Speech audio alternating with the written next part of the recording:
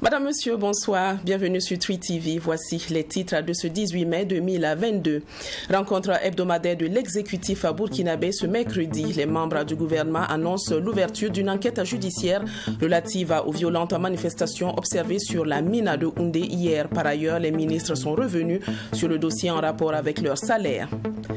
Visite de courtoisie ce matin de l'Union pour le progrès et le changement UPC au mouvement du peuple pour le progrès MPP. Les deux partis politiques pour l'intérêt suprême de la nation veulent travailler main dans la main. Les problèmes majeurs du pays ont été passés en revue lors de ces échanges.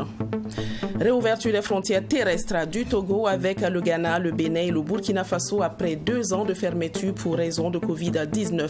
Cette décision du gouvernement togolais intervient sans le quitus de l'UEMOA qui en son temps avait imposé cette fermeture à ses pays membres.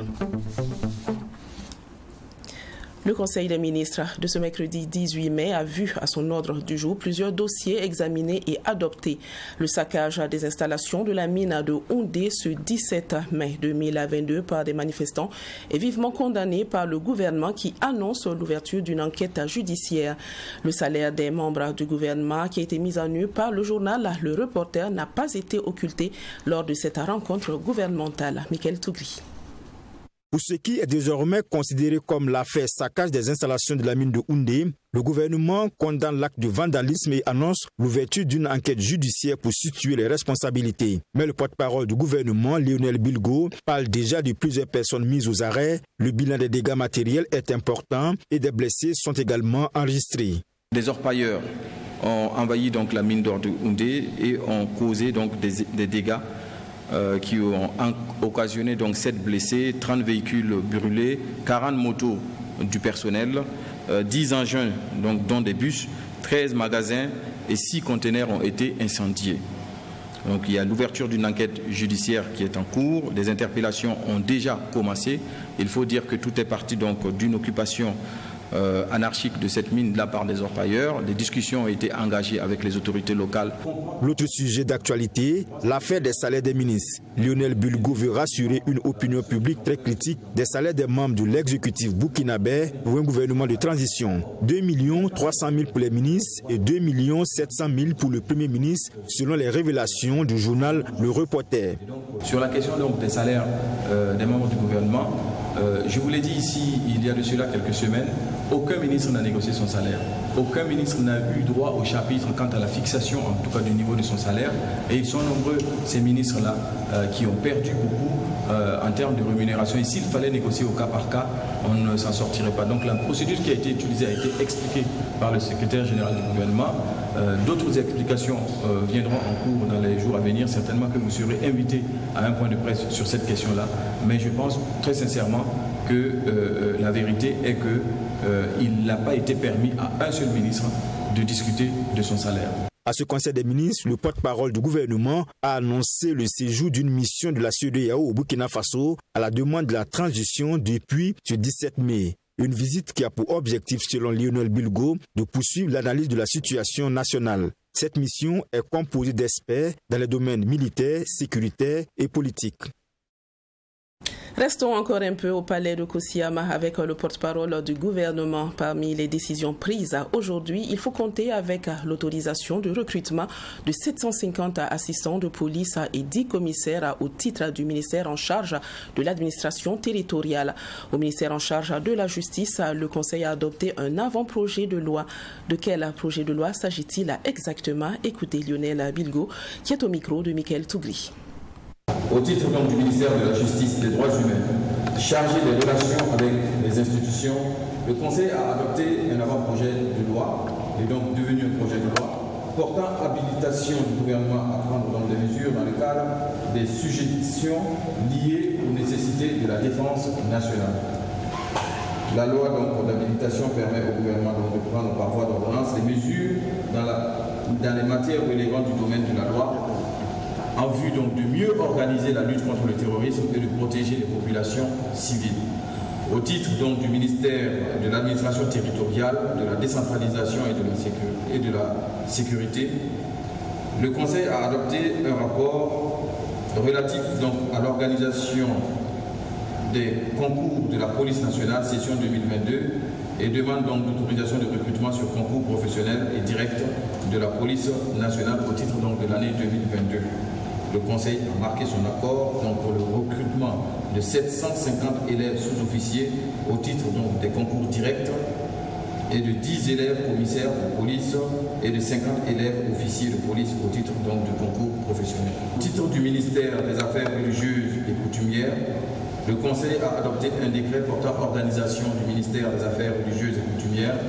L'adoption de ce décret donc, permet de doter ce département d'un organigramme en vue d'assurer efficacement ses missions au titre du ministère de l'Agriculture, des Ressources animales et halieutiques. Le Conseil a adopté un rapport relatif donc, au plan de réponse et de soutien aux populations vulnérables à l'insécurité alimentaire et à la malnutrition de 2022. La réalisation du PRSPV 2022, les réponses urgentes concernent l'assistance alimentaire aux personnes vulnérables, aux personnes déplacées internes et les mélanges hôtes, le soutien à la production agricole et animale, la prévention et la prise en charge des enfants de moins de 5 ans malnutris, les femmes enceintes et allaitantes malnutries, y compris donc les personnes déplacées internes, et le soutien à l'approvisionnement en eau potable. Mine de zinc de Perquois, les espoirs s'amenuisent, mais les recherches se poursuivent avec la même détermination. Hier 17 mai, les équipes de sauvetage ont atteint la chambre de refuge, espoir de tout un peuple. Malheureusement, elle s'est révélée vide, dépourvue de toute présence humaine. Cela fait plus d'un mois que ces 8 mineurs sont piégés par les eaux, plusieurs mètres sous terre. Écoutez Moussa Palinfo, responsable à pays de la mine. Je voudrais tout d'abord saisir cette occasion pour à nouveau remercier donc le gouvernement. Nous l'avons toujours dit, depuis le début de cette situation, nous ne sommes pas seuls. Nous avons l'accompagnement donc des autorités, des plus hautes autorités de ce pays. Et c'est une implication sans faille qui nous a permis effectivement de réaliser des progrès et d'atteindre une étape cruciale qui est celle d'hier, où malheureusement nous avons été à la chambre de refuge, mais on n'a trouvé personne. Mais cela ne veut pas dire que les opérations s'arrêtent à ce stade. Nous avons, comme d'habitude, tenu la rencontre donc, journalière avec les autorités ce matin. On a fait un point donc, sur les avancées, ce qui a été fait jusqu'à hier. Et nous avons regardé aussi le planning donc, des opérations à mener dans les heures et jours à venir. Donc il faut dire que c'est le même engagement que nous avons, la même énergie que nous allons déployer, les mêmes efforts que nous allons mobiliser pour poursuivre donc, la recherche donc, de nos collègues.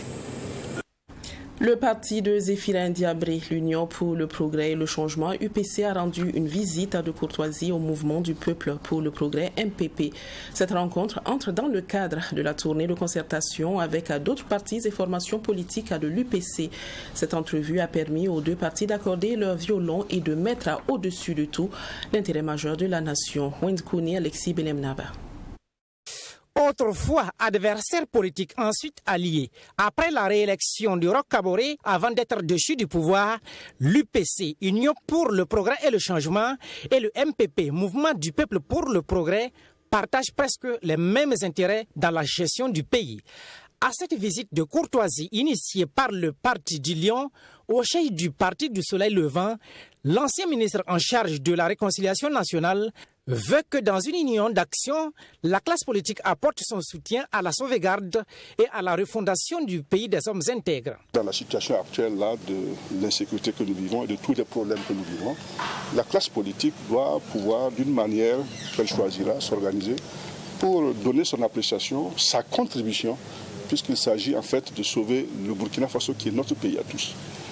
Et elle le fera même si on entend ici et là des voix qui tendance à dire qu'il faut la mettre de côté, ou même qui pire, s'imagine que l'ensemble des problèmes que ce pays connaît depuis l'indépendance, là, c'est lié à la classe politique, alors que c'est la responsabilité de nous tous. Les politiciens ne tombent pas du ciel. Ils sont le fruit de la société que les citoyens ont construite. Si cette société l'a construit de bons citoyens, ça se reflète dans la classe politique. Le MPP, qui s'est dit sensible à la démarche du parti de Zéphérane Diabré, entend jouer sa partition dans le sens de l'intérêt supérieur de la nation. Le MPP est un parti républicain. Et pour nous, nous avons géré le pouvoir d'État. Nous entendons également apporter notre participation à l'édification de cette nation. Nous entendons également faire des propositions afin que ce pays, le Burkina Faso, ne soit pas un pays qui appartient à une certaine catégorie de Burkinabés et d'autres sont mis à l'écart.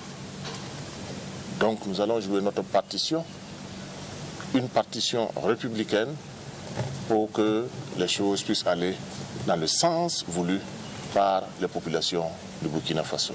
La vie chère que vivent les Burkinabés est également au cœur des sujets abordés lors de cette visite. Les responsables des deux formations politiques ont une pensée à l'endroit des 8 mineurs actuellement recherchés dans la mine de Perquois et de leurs familles.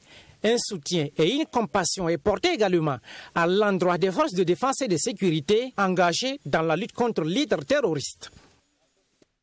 L'Office national de l'eau et de l'assainissement ONEA, en partenariat avec les ONG IRC Wash, Eau Vive International, avec l'appui financier de l'Union européenne, a organisé ce mercredi 18 mai 2022 une rencontre sur la gouvernance de l'approvisionnement en eau potable dans les centres affermés au Burkina Faso. Cette rencontre, qui réunit les différents acteurs du domaine à 72 heures durant, à terme aboutira à une feuille de route sur l'atteinte des objectifs du programme national d'approvisionnement en eau potable à l'horizon 2030. Serge Kabouri.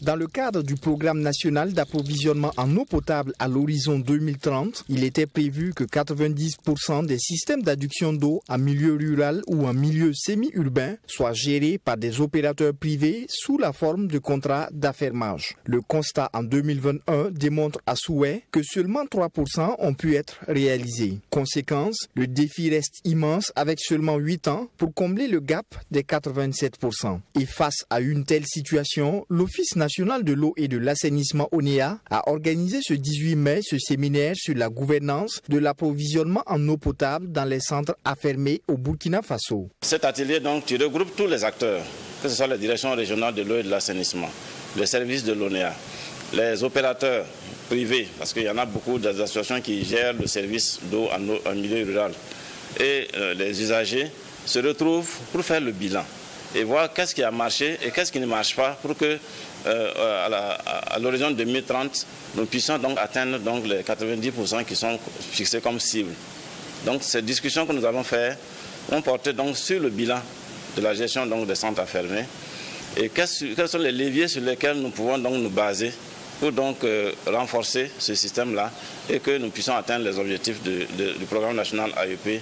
Organisé de concert avec l'ONG IRC Wash, l'ONG Eau Vive International avec l'appui financier de l'Union européenne, les différents participants à ce séminaire échangeront durant 3 jours sur la problématique. Aujourd'hui, l'enjeu pour nous et notre contribution, c'est de faciliter justement le transfert de connaissances, le transfert d'expérience déjà entre l'ONEA, qui est notre boussole, qui a une longue expérience en matière de gestion professionnelle de services d'eau, d'assurer ce transfert avec les opérateurs qui interviennent généralement en milieu rural. Et donc pour nous, servir de pont, créer l'occasion et faciliter ce transfert, c'est la véritable contribution que nous apportons déjà dans le cadre de cet atelier.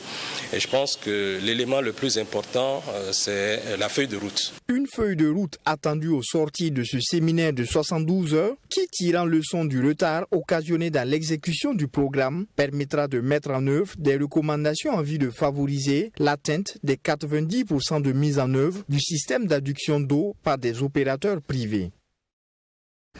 La mairie centrale de Ouagadougou tourne au ralenti depuis février 2022. Selon Claude Romba, secrétaire général du syndicat national des travailleurs des collectivités territoriales du Burkina, section Ouagadougou, il est difficile d'y imprimer un simple document par manque de papier, ce qui rend forcément le travail difficile pour les travailleurs de la commune de Ouagadougou. Pour que les choses reprennent à leur cours normal, une délégation spéciale doit être mise en place. Et selon Claude Romba, c'est le ministre de l'administration territoriale et de la décentralisation qui doit s'y atteler pour. Mamidriana Kamagou. Depuis la dissolution des conseils de collectivité, les activités de la mairie centrale tournent au ralenti.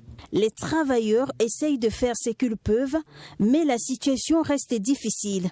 Selon le secrétaire général du syndicat national des travailleurs des collectivités territoriales du Burkina, section Ouagadougou, il y a certaines activités et dépenses qui sont en suspens.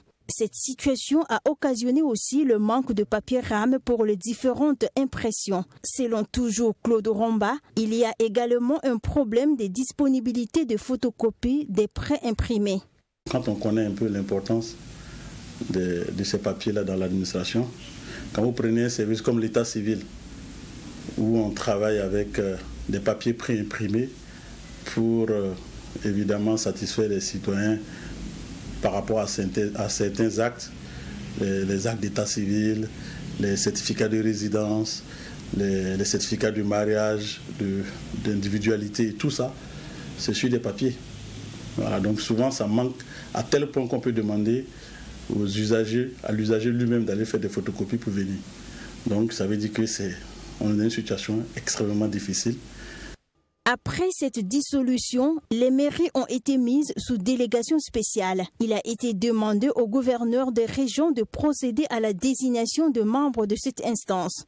Jusque-là, la commune de Ouagadougou n'en dispose pas, toute chose qui engendre des difficultés dans son fonctionnement. C'est le ministre qui met en place les délégations spéciales. Maintenant, qu'est-ce qui bloque? Je ne sais pas. Dans tous les cas, ce sont les hauts commissaires qui seront donc habilités à conduire les délégations spéciales dans les communes à statut particulier. Donc à Ouagadougou, ce sera le haut commissaire qui sera le président de la délégation spéciale de Ouagadougou. Après, les autres membres ne sont pas encore désignés, sont connus mais ne sont pas désignés. On attend à ce que donc les diverses associations mettent en place désignent leurs représentants et que le ministère prenne la décision donc de mettre en place les délégations spéciales. Au regard de difficultés que traversent les travailleurs de la mairie de Ouagadougou, le Sinatra CTB envisage dans les jours à venir organiser une assemblée générale extraordinaire. Au cours de cette rencontre, cette structure syndicale compte déterminer la conduite à tenir face à la situation. Quand vous regardez le budget au niveau de la commune de Ouagadougou, par rapport donc à la grille indemnitaire, elle est plafonnée à 15 milliards en termes de recettes propres. Or, aujourd'hui, la commune de Ouagadougou, en termes de recettes propres, tourne autour de 55 et autour de 30 et 35 milliards en termes donc de ressources propres, en termes de 35 milliards. Or, c'est plafonné à 15 milliards. Normalement, c'est-à-dire qu'il faut tirer donc cette ligne-là pour permettre donc aux travailleurs de bénéficier évidemment des fruits de cela. Donc, sinon, ça devient une injustice. Les contrats des personnes qui s'occupent des questions de salubrité dans la commune de Ouagadougou ont été suspendus, précise Claude Romba. Il ajoute qu'avec la suspension des opérations de nettoyage des bureaux des services municipaux, ce sont les agents qui sont parfois contraints de mettre la main à la poche pour garder le lieu de travail propre. Et cette situation touche également l'ensemble des arrondissements de la ville de Ouagadougou, précise le secrétaire général du syndicat national des travailleurs des collectivités territoriales du Burkina, section Ouagadougou. Des jeunes de différentes associations participent à une rencontre d'échange et de partage d'expériences. Initiée par l'association ICRA dans le cadre du projet Destination Paix, ce camp de jeunesse prône effectivement la paix et le développement socio-économique et culturel durable au Burkina Faso. Le thème qui a été développé au cours de cette rencontre par des experts en questions sécuritaires est « Jeunesse en action pour la paix et le développement ». Mamidriana Kamabou. Ce camp s'inscrit dans le cadre de la mise en œuvre du projet Destination Paix. Il a pour objectif d'impliquer la jeunesse dans les actions de développement et ce, à travers la création d'un cadre de dialogue et de partage d'expériences. Le projet va contribuer à l'amélioration des conditions sociales et économiques des communautés locales de femmes et de jeunes par l'éducation et la sensibilisation. Ceci dans le but de réduire les risques de radicalisation au Burkina Faso.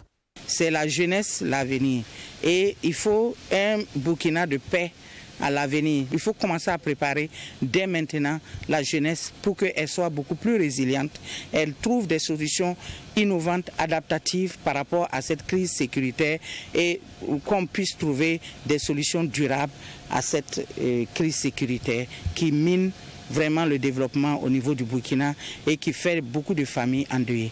Initié par l'association ICRA, ce camp de jeunes a pour vision de contribuer à un monde paisible, juste et inclusif qui offre des opportunités à chaque être humain de vivre épanoui. D'où le choix du thème « Jeunesse en action pour la paix et le développement ».